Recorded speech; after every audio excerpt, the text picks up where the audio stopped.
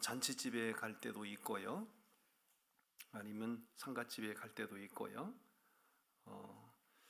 잔치집에 갔을 때나 상갓집에 갔을 때나 좀 민망함을 느낄 때가 있죠. 상갓집에 갔는데 아무런 조문객이 없고 상주 되시는 분들만 설렁하게 서 있으면 조문객으로 갔지만 마음이 상당히 민망함을 느끼지요.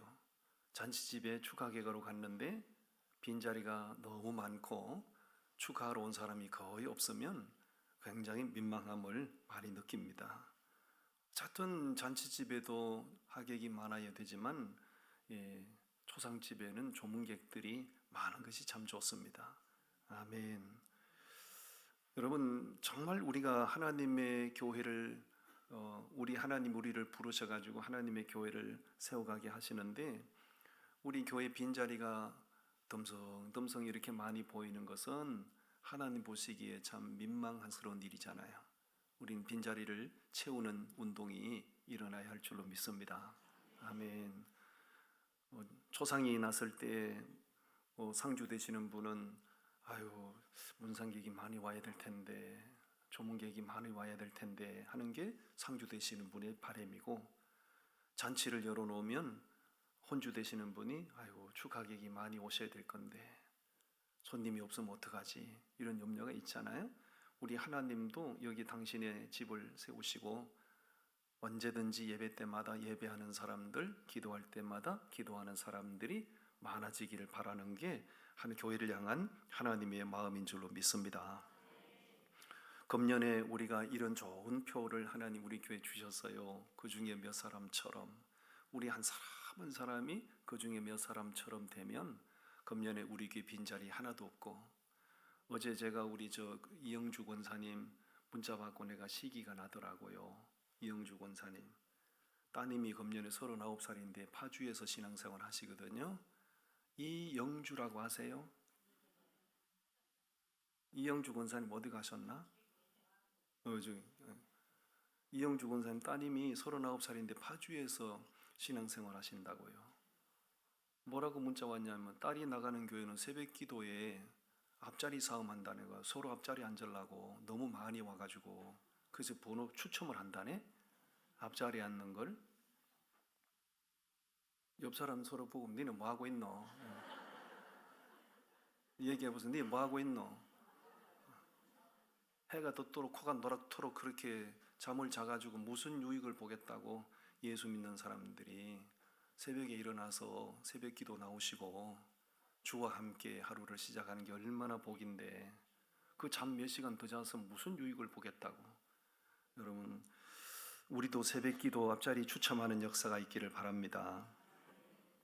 어떻게 하면 내 집을 채울까? 하나님은 내 집을 채우라는 것이 하나님의 마음인데, 우리가 어떻게 하면 하나님의 마음을 충족시켜 드릴 수 있을까? 오늘 함께 은혜를 나눕니다. 첫 번째 16절 17절 말씀이에요. 16절 17절 우리 같이 읽어봅니다. 시작. 이르시되 어떤 사람이 큰 잔치를 베풀고 많은 사람을 청하였더니 잔치할 시각에 그 청하였던 자들에게 종을 보내어 이르되 오소서 모든 것이 준비되었나이다 하매, 따라합니다. 초청해야 됩니다. 그렇습니다. 잔치를 베푼 사람이 종들을 다 보내는 거예요. 잔치 베풀었으니 오세요. 당신도 오세요. 당신도 오세요. 다 오십시오. 오십시오. 여기 잔치를 베푼 주인은요, 하나님을 가리키는 거예요. 종들은, 사람들 나가 종들을 초청하러 나간 종들은 하나님이 보낸 선지자들을 가리키는 겁니다. 하나님께서는 예루살렘이라는 잔치, 이스라엘이라는 잔치집을 딱 구원하시고 그 이스라엘이라는 잔치를 통해서 구원의 은혜를 베푸시기 위하여 많은 선지자들 택하여 유대인들을 계속 초청하고 있는 거죠. 하나님이 잔치를 베풀었습니다. 당신들에게 구원을 베풀기를 원합니다. 당신도 오십시오. 당신도 오십시오. 초청을 하는 거지요. 그 잔치집에는 특징이 있습니다. 그 특징이 뭐지요? 잔치의 규모가 크다는 것이고요. 그 다음에 17절 말씀 끝에 보니까요, 부족하대요, 부족함이 없대요. 모든 것이 갖춰졌대요, 모든 것이 부실하대요. 모든 것이 준비됐다. 풍성하다, 넉넉하다, 누구든지 초청이 임하기만 하면 된다는 거예요. 부족함이 없는 잔치를 하나님께서 베푸신 거예요. 하나님이 선지자들 보내서 당신도 오십시오. 아, 그렇습니까? 알겠습니다. 오면 구원의 은혜를 누리는 거예요. 하나님은 오늘 이 시대에도 죄인들을 택함받은 백성들을 구원하기 위하여 잔치집을 베풀고 계신 거죠. 이 교회는, 우리 산창교회는 이 지역에 택함받은 백성들을 구원하기 위하여 하나님이 베푼 잔치집이에요. 잔치집. 누구든지 오시기만 하면 되는 거예요. 그냥 와서 은혜를 받으시고 그냥 조건 없이 오셔서 예수를 영접하시고 믿기만 하면 그 사람은 구원의 은혜를 누리게 되는 줄로 믿습니다. 온 세상 사람들 다 초청하고 있는 거예요. 제한된 사람만 오라는 거 아닙니다. 특정한 사람만 오라는 것 아닙니다. 조건 갖춘 사람만 오라는 거 아니에요. 하나님 누구든지 다 오라는 거예요. 다 오라는 거예요. 우리가 해야 될 일은 뭐겠습니까? 하나님이 이 산창교회라고 하는 잔치집을 하나님이 다 열어놓으셨는데 우리가 해야 될 일은 뭐예요? 종들의 역할을 하면 되는 거죠. 종들이 나가서 뭐 했습니까? 하나님이 잔치를 베풀었어요. 오세요, 오세요. 초청자 역할을 하면 되는 겁니다. 할렐루야. 아멘. 여러분, 우리도 누군가가 하나님께로 인도해 준 사람이 있어서 오늘 이 자리에 하나님 예배하는 자로 있는 거 아닌가요? 저는 누가 나를 하나님 앞으로 인도했는가? 그 위대한 여인이 있습니다. 김선옥이라고. 김선옥이라는 여자가 나를 하나님 앞으로 인도했어요. 나는 하나님 앞에 안 가는 게 내 팔자라고 생각했거든. 나는 어떻게 하든지 교회 밖에서 만나서 데이트를 하고 싶은데 우리 아내는 한 번도 제 욕을 안 들어줬어요. 답답한 놈이 우물 판다고. 자기를 만나고 싶으면 반드시 서울 영락교회 3부 예배를 드려라. 3부 예배 끝나면 봉사관에 가서 국수 한 그릇 사 먹고, 그리고 봉사관에 올라가서 청년 성서 공부반에 들어가서 성서 공부를 하고, 그러면 둘이 조용히 명동으로 데이트를 갈 수 있는가? 그렇지 않습니다.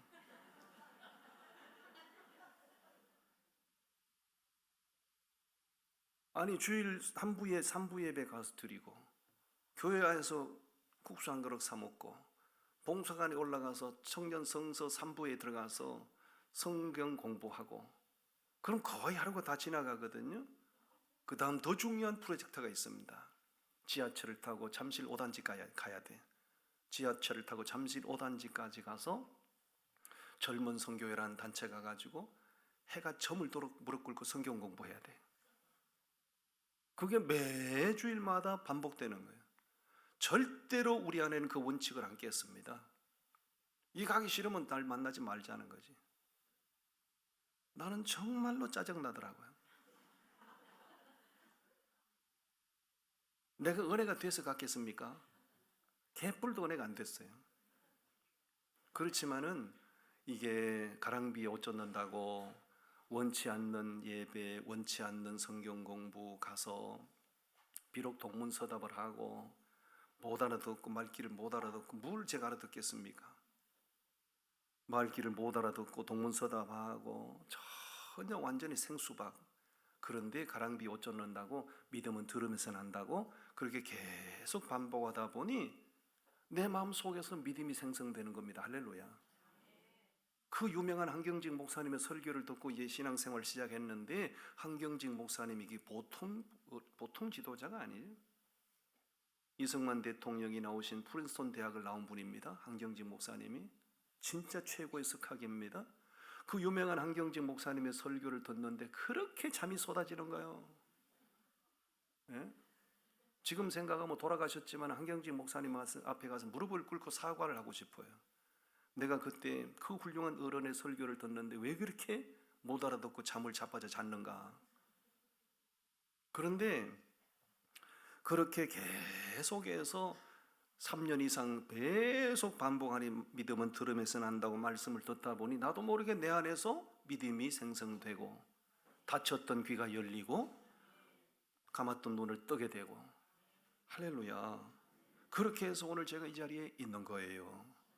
아멘. 여러분들도 누군가가 이 하나님을 예배하는 자리에 앉아 있기까지는 누군가가 여러분들 하나님 앞에 오십시오, 오십시오 초청해 주신 분이 안 계신가요? 계시지요, 계시지요, 계십니다. 한번 제가 물어볼게요. 적석에서 한번 여쭤볼게요. 나는 아무도 오라고 안 했는데 내가 자발적으로 왔다. 손 들어보세요. 아마 거의 안 계실 거예요. 거의 안 계실 거예요. 돌아보면 누군가가 전혀 내가 교회 갈 생각이 없었는데 누군가가 예배 드리러 가자, 교회 가자, 당신도 예수 믿어보자 이렇게 강권하고 초청해 주어서 오늘 우리가 이 자리에 있는 줄로 믿습니다. 아멘. 세상 사는 동안에 가장 귀한 일이 뭘까요? 인생은 정말 짧은데 이 짧은 인생, 퍼뜩 지나가는 인생 살면서 제일 하나님 앞에 보람된 일이 있다면 그게 뭘까요? 한 영혼 주님 앞에 인도하여 예배 자리에 앉히는 거. 전혀 아무것도 알지 못하는, 천국도 모르고 지옥도 모르고 그렇게 자기 방식대로 살아가는 인생을 하나님을 예배하는 자리로 초청하여 앉아 예배 드리게 하는 거, 그것보다 더 귀한 일은 없는 거예요. 아멘. 나는 오늘 이상도 집사님이 맨 앞자리에 앉아가 내가 까무라칠 뻔했어요. 예. 이분이 맨날 저 뒷자리에 앉아가지고 있는 분인데 어디 갔나 보았어. 보니까 여기 앉아 계시고 막 세상에. 이게 참 이게 그냥 열방에 갔다 오신 이게 효과가 이렇게 나타나시는 거예요. 이게 보통 역사가 아닙니다. 내가 교회 이 산창교회 온 지가 13년째인데요. 맨 뒷자리에 지정석 앉는 분은 지금까지 지정석 앉습니다. 한 자리도 안 틀려요. 한 주도 안 틀려요. 근데 이분이 이렇게 맨 앞자리로 좀 있으면 여기 치고 올라오시겠다. 세상에 좀 주님 오실 날이 멀지 않았구나 이런 생각을 합니다. 대단한 변화십니다. 대단한 변화십니다. 이번 지난주에 이제 우즈벡 갔다 오셨는데 이분은 이상도 집사님은 여름에 또 가실 것 같아. 이 정도면 여러분 세상 사는 동안에 진짜 의미 있는 일 하고 가야 됩니다. 그게 뭐겠습니까 여러분? 한 영혼 하나님 앞에 초청하여 예배 자리에 앉게 하는 거, 그거 우리 한번 하고 가야 되지 않겠습니까? 하나님께서 우리에게 말씀합니다. 내 집을 채우라고. 하나님의 집이 저절로 채워집니까? 우리가 종의 역할을 감당해야지요. 하나님 앞에 초청할 사람을 초청하는 이런 운동이 우리 교회에 불같이 일어나게 되기를 바랍니다. 아멘. 두 번째 18절부터 20절까지 말씀이거든요. 18절부터 20절까지 읽어봅니다. 시작. 다 일치하게 사양하여 한 사람은 이르되 나는 밭을 샀음에 아무래도 나가 보아야 하겠으니 청하건대 나를 양해하도록 하라 하고, 또 한 사람은 이르되 나는 소 5겨리를 샀음에 시험하러 가니 청컨대 나를 양해하도록 하라 하고, 또 한 사람은 이르되 나는 장가 들었으니 그러므로 가지 못하겠노라 하는지라. 따라합니다. 인내해야 됩니다. 교회 가실래요? 아 그렇습니까? 가죠. 이래 따라하면 얼마나 좋겠습니까? 예수 안 믿는 한 사람이 하나님을 예배하는 자리로 나오기까지는 그렇게 힘들어요. 이유도 많고 핑계도 많고 변명도 많고 마치 돌다리 건너가는 염소처럼 절대로 안 따라오려고 그래요. 여러분 염소 끌고 돌다리 건너가 보셨어요? 안 해보셨죠? 염소는 물을 싫어합니다. 염소는 물을 싫어해요. 물을 먹기는 먹지만 물을 싫어해요. 저는 어릴 때 염소 키워봤거든요. 모가지가 떨어져도 땡겨도 뭐 이런 돌다리 안 건넙니다. 그 답답해서 내가 안고 건너가야 돼. 믿지 않는 한 영혼 주님 앞에 예배하러 가실래요? 예수 믿으시죠? 아, 알겠습니다. 이러면 얼마나 좋겠습니까? 안 그러니까 문제지요. 왜 한 영혼이 주님 앞에 나오는 걸 그렇게도 싫어할까요? 그것은 성경적인 원리를 보면 어둠에 있는 사람이 빛 가운데 나오는 걸 싫어해요. 왜? 어둠에 있으면 자기 정체가 가려집니다. 그런데 빛 가운데 나오면 자기 실체가 드러나요. 그 자체를 싫어하는 거예요. 어둠에 있는 사람이 빛 가운데로 나오는 거 싫어하지요. 마귀의 방해가 있는 거예요. 왜? 세상 사람으로 자연인으로 죄인으로 살아간다는 얘기는요, 마귀 사탄 마귀의 영역 속에 있는 사람이에요. 근데 그 사람을 빛 가운데로 생명 가운데로 이끌어내는 것은 누가 싫어하겠습니까? 마귀가 싫어하는 거죠. 그러니까 온갖 방해를 다 하는 거예요. 이번 겨울에도 단기팀이 나가는데 31명이 이번에 나가잖아요. 나가는데 몇 번 다녀오신 분들은요, 별로 방해가 없어요. 처음 이제 결단하고 나가시는 분들, 그렇게 방해가 집요한 거예요. 막 갈 수 없는 환경을 막 연출합니다, 사단 마귀가. 그래서 스스로 못 가겠는데, 안 되겠는데 이래서 마음에 단념을 하게 만들어요. 거기서 무릎을 꿇고 포기해버리면요, 그 사람 다음에도 못 갑니다. 그걸 돌파하고 나가셔야 돼요. 아멘. 저는 단기 선교를 보낼 때마다 그런 모습들을 많이 보는 거예요.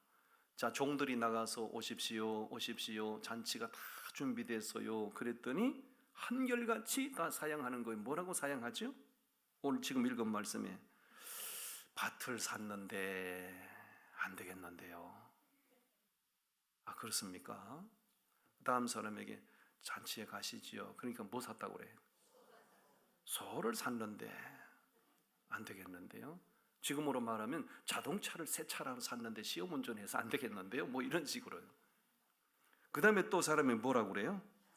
아이고, 이제 곧 결혼했는데 신혼생활인데 어떻게 나갑니까? 이유가, 그 사람들 입장에서는 이유가 그럴듯한 겁니다. 그 사람들 입장에서는 뭐 하나님 앞에 나갈 수 없는 이유가 충분한 거예요. 사람이 세상 살면서 참 어려운 게 있어요. 참 어려운 게 있어요. 삶의 우선순위를 바꾸는 게 그렇게 어려워요. 삶의 우선순위. 그럼 못 가겠다고 변명하는 핑계하는 이 사람들의 삶의 우선순위가 뭐예요? 밭을 산 것이 우선이고, 소를 산 것이 우선이고, 장가 든 것이 우선이에요. 그렇죠? 근데 그 우선순위가 바꿔져야 되거든요. 근데 바꿔지기가 쉽지 않죠. 삶의 우선순위를 바꾸는 게 정말 어려워요. 삶의 우선순위는 어떻게 바꿔질 수 있는가? 진리의 복음을 가슴으로 깨닫고 삶의 가치관이 바뀔 때 내 삶의 패턴도 바뀌고 가치관도 삶의 우선순위도 바뀌는 거예요. 아멘. 삶의 가치관이 바뀌지 않는 한 절대로 삶의 우선순위는 바뀔 수가 없는 거예요. 가치관이 바뀐 사람들에게는 그런 일들이 결코 하나님께로 가지 못하는 핑계거리가 될 수 없는 거예요. 제가 강아지 비유를 많이 들었잖아요. 제가 강아지를 키워봤거든요. 시주 강아지를 13년 동안 키우다가 이분이 이제 사망을 하셔가지고 돌아가셨어요. 제가 강아지를 안 좋아합니다, 별로. 그런데 강아지를 키우다 보니 정이 들은 거예요. 정이 들어서 오줌 싸면 내가 다 오줌 닦아줘야 돼. 똥 싸면 내가 똥 다 치워줘야 돼. 목욕 누가 시켜줘요? 내가. 미용 누가 시켜줘야 돼? 내가. 눈곱 귀때기 누가 닦아줘야 돼? 내가. 그러니까 이 강아지가 밤에 잘 때도 내 팔을 베고 잡니다. 강아지가 꼭 사이에 들어와서 팔 베게 자고요. 그렇게 꼭 애기처럼 굴어요. 그래도 이놈이 지가 좋아하는 걸 뭘 물고 있을 때 뺏으면 확 물어버려요. 그럼 되게 성질납니다. 야, 이놈아, 내가 니한테 투자한 게 얼만데 그거 가지고 뺏는다고 네가 나를 물어, 이놈아? 괘씸한 생각이 드는 거예요. 그래서 요놈을 내가 어떻게 내가 안 물리고 요놈을 물고 있는 걸 뺐을까 생각하다가 연구를 했어요. 13년 키우다 보니까 요놈이 좋아하는 게 있더라고요. 좋아하는 게 있어요. 그래서 제가 막 물고 절대로 안 놀라고 그러지. 그런데도 물고 있는 거 뺏으려고 그러면 내가 이렇게 막 달려들어요. 간단하더만. 안 물리고 뺏는 방법이 간단하더만. 지가 물고 있는 것보다 더 좋아하는 걸 살짝 내비치면 그걸 확 놔버려. 아시죠? 지가 지금 물고 있는 게 그게 지금 안 뺏기려고 하는 거예요. 그걸 뺏으려면 하고 물거든요. 근데 물고 있는 것보다 지가 더 좋아하는 걸 살짝 보여주잖아요. 그거 놔버리고 나한테 살랑살랑 이러고 와요. 내가 그렇게 깨달은 거예요. 사람이 삶의 우선순위가 왜 안 바뀌는가? 자기가 생각하고 있는 것이 지금 절대 중요하다고 생각하는 거예요. 이게 최고라고 생각하는 거예요. 그런데 십자가 진리가 깨달아지고 복음의 가치가 깨달아지면, 이것이 얼마나 엄청난 건지 깨달아지면 내가 지금까지 귀하게 여기는 것이 별거 아니다고 생각하는 거예요. 이게 또 귀한 것을 깨달았기 때문에 이걸 붙들고 살려고 노력하는 겁니다. 그거를 실감나게 보여주는 사람이 사도 바울이잖아요. 그가 예수님 만나기 전에 입만 열면 뭐 자랑했어요? 입만 열면 자기 가문 자랑하고 지식 자랑하고, 그죠? 혈통 자랑하고. 안 그랬습니까? 바울이 예수 만나기 전에 내가 히브리인 중에 히브리인이요, 유대인 중에 유대인이요. 입만 열면 자기 자랑했다고요. 그런데 그가 어느 날 기적적으로 예수님 딱 만나고 나서 예수가 생명이요, 예수로 인하여 자기가 구원받은 걸 딱 깨닫고 나니까 어때요? 그때부터는 과거에 자랑하던 거 절대 자랑 안 했죠. 오직 십자가만 자랑하고 입만 열면 예수 자랑하고 살았죠. 왜? 더 귀한 걸 깨달았으니까. 예수를 믿어도 시시하게 믿고 복음의 가치를 깨닫지 못한 사람은 우선순위가 여전히 변하지 않아요. 변하지 않아요. 우리 집사님 앞자리로 오신 거는 뭔가 지금 엄청난 변화가 일어나고 있는 거예요. 엄청난 변화가 일어나고 있는 거예요. 저 뒤에 부인 권사님이 놀래고 있습니다. 지금 우리 남편이 절대로 저런 분이 아닌데 우리 남편이 어쩌자고 저리 앞자리 가서 앉았나. 뒤에 권사님이 앉아가지고 지금 막 저기 보면 좋기도 하고 저기 보니까 막 놀래기도 하고. 엄청난 변화죠. 엄청난 변화. 여러분, 영혼을 초청하는 일은 상당한 인내심을 가지셔야 돼요. 한마디 말해서 가실래요? 하겠습니다. 오면 얼마나 인내심이 필요 없지요. 가치관이 변하지 않아서 진짜 시시한 거, 허접한 거 가지고 그걸 절대적이라고 생각하고 그 자리에서 절대로 양보하지 않으려고 하는 사람들, 그런 사람들 하나님 앞으로 이렇게 인도하고 모셔오고 데려오는 게까지는 상당히 많은 인내심을 가지셔야 돼요. 아멘이시죠? 맞춰주셔야 되고 끊임없이 사랑을 베풀어 주셔야 되고, 오늘 태신자 작전 카드를 이제 다 내셨을 텐데 그것만 덜렁 내놓는다고 해서 그 영혼이 절대로 그냥 따라올까요? 안 따라옵니다. 안 따라옵니다. 여러분, 아기를 낳으면 아기를 낳기 위해서는 처음에 이제 아기를 잉태를 해야 되잖아요. 내가 아기를 잉태했다는 것을 알게 되는 그 순간부터는 모든 관심이 어디로 가는 거예요? 뭐 애를 낳아봤어야 알지. 아기를 딱 잉태했다는 사실을 알게 되는 순간부터는 모든 관심이 뱃속에 잉태된 아기에게로 가는 거예요. 심지어는 내가 좋아하는 것도 이 아기에게 싫다 해가 된다고 그러면 그것도 안 먹는 거예요. 아멘입니까? 내가 싫은데도 이 뱃속에 잉태된 아기에게 도움이 돼요, 좋아요, 그러면 내가 싫은 것도 그것도 좋아지는 거예요. 모든 포커스를 잉태된 아기에게 맞추는 거예요. 그러니까 오늘 한영혼 전도 작정을 이제 이름을 써서 냈다 이거예요. 그래서 3개월 후에 그 사람이 자동으로 따라 나오면 뭐 얼마나 좋겠어요. 안 그런다 이거예요. 여러분들이 오늘 이제 잉태를 하신 거니까 그분을 위해서 기도해 주시고 그분에 대해서 연구를 하셔야 돼요. 저 인간이 뭘 좋아하나, 뭘 좋아하나, 그걸 연구하셔가지고 그분이 좋아하는 것을 맞춰주고, 그냥 간도 설계도 다 빼놓고 그냥 그렇게 그 사람을, 한 영혼을 하나님 앞에 해산하기 위해서 인내하시고 노력하시고 정성을 다해서 마침내 한 영혼 해산하는 은혜가 있기를 바랍니다. 인내하셔야 됩니다. 인내하셔야 됩니다. 마지막 세 번째, 21절부터 24절까지 말씀인데 우리 21절부터 같이 읽어요. 시작.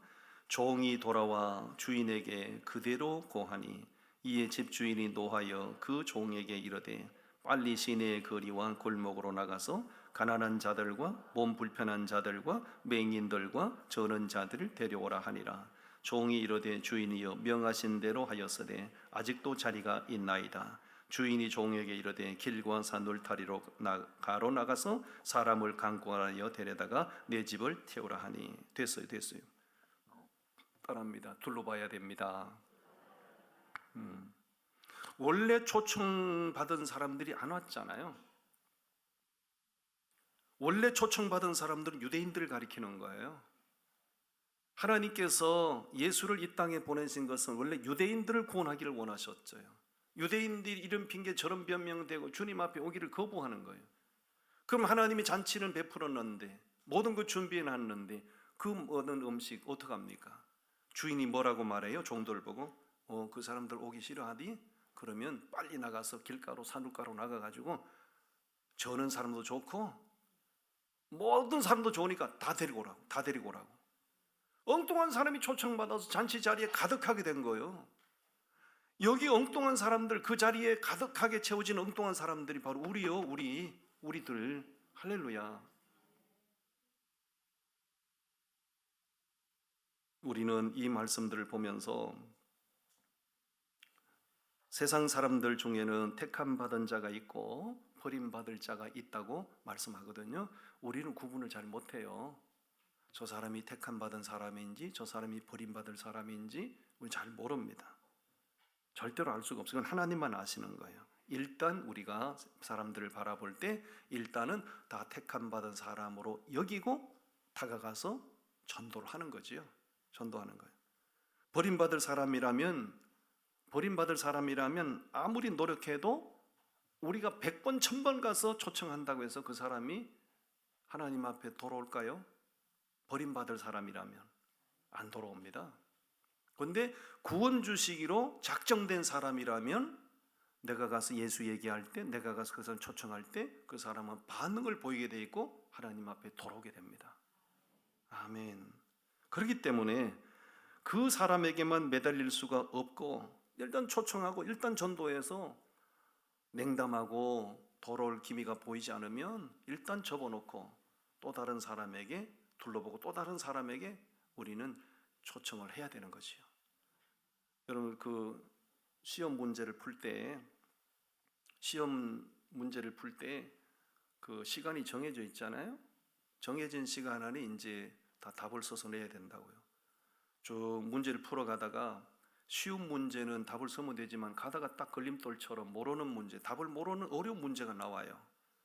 어려운 문제가 나오면 그걸 풀겠다고 계속 실험하고 있으면 어떤 결과가 왔죠? 나머지 문제 다 못 푸는 거예요. 그렇죠? 그래서 문제를 풀어가다가 이건 도저히 답을 모르겠는데 그럼 일단 넘어가요. 그 다음 문제 아는 문제부터 다 풀어가는 거예요. 그러다가 나중에 시간이 남으면 모르는 문제 붙들고 실험하면 되는 거예요. 전도도 그런 식으로 하면 돼요. 내가 이 사람 꼭 전도하기를 원하는데 근데 뭐 관심 가져주고 사랑을 베풀고 뭐 선물 공세도 해보고 뭐 밥도 사드리고 했는데 뭐 너무 냉담하잖아요. 그러면 그 사람은 그냥 일단 기도의 대상으로 그냥 여기고 기도만 해주시고 다른 사람 둘러봐야 되지. 다른 사람. 하나님의 일을 할 때나 전도할 때는 생산적으로 하셔야 되고요. 효율적으로 하셔야 됩니다. 안 되는 사람 붙들고 계속해서 우리가 시간 낭비할 필요 없다 이거죠. 예수님께서 뭐라고 하셨어요? 누구 집에 들어가든지 그 집을 위하여 평안을 빌라. 평안을 빌었는데 그 집에 받아들이지 않으면 어떻게 하라고 그랬어요? 발에 먼지를 떨어버리고 다른 집으로 가라고. 생산적으로 하라고 그 얘기입니다. 이번에 단기 선교 가보니까 그 이슬람교를 믿고 살아가는 그 영혼들이 얼마나 반겨주시고 세상 이 시대에 난생 처음 타국에서 온 사람들을 언제 봤다고 자기 집에 모셔들여서 융숭하게 대접해주고 안방을 내주고 장롱에 거의 모셔놨던 이부자리 깔아서 여기 주무시라고. 국내에서 전국을 돌아봐도 그런 일은 없을걸요? 이상도 집사님 내일부터 전국 한번 돌아보세요. 우즈벡 가가지고 환대받은 그 사람들처럼 환대해 준 사람이 있는가? 없죠. 없어요. 근데 열방에 가보니까 세상에 이게 웬일이야 이게. 응? 이 사람들이 날 언제 봤다고 자기 집에 웰컴해서 모셔드리고 그렇게 융숭하게 대접을 해주고 안방을 내주고 웬일이야? 그러니까 또 가고 싶은 거 아니에요? 맞지요? 네. 그러니까 우리가 국내 전도도 물론 열심히 해야 되지만 국내 전도 쉽지 않지요. 그러니까 열방에 가서 보면 열방의 이방인 전도는 너무 쉬운 거예요. 너무 신바람 나는 거예요. 거기서는 뭐 복음 전하면 반응이 돌아오니까.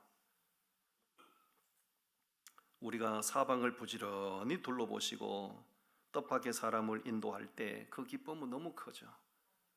10사람 만나서 9사람으로부터 문전박대를 당해도 한 사람이 어서 오십시오 하고 나를 그렇게 기쁨으로 영접해주고, 내가 예수를 얘기할 때 그 사람이 좋은 반응을 보이고, 나 그러면 한번 교회 나가볼게요 하면 9사람한테 문전박대 당하다고 그 한 사람 그런 반응을 얻으면 너무 신이 나는 거예요. 우리는 금년 한 해 동안에 열심히 초청하시고, 초청한 사람이 주님 앞에 돌아오기까지 인내심을 가지고 기도하시고, 그 사람이 아니면 또 포기하지 말고 또 다른 사람 둘러보고, 금년 한 해 동안에 그 중에 몇 사람처럼 그렇게 우리 다 살아서 여러분이 행복해지시고 우리 교회는 더 좋은 교회로 부흥하고 주님은 영광을 받으시고 그렇게 되어지시기를 바랍니다. 아멘. 기도합니다. 하나님 아버지 감사합니다.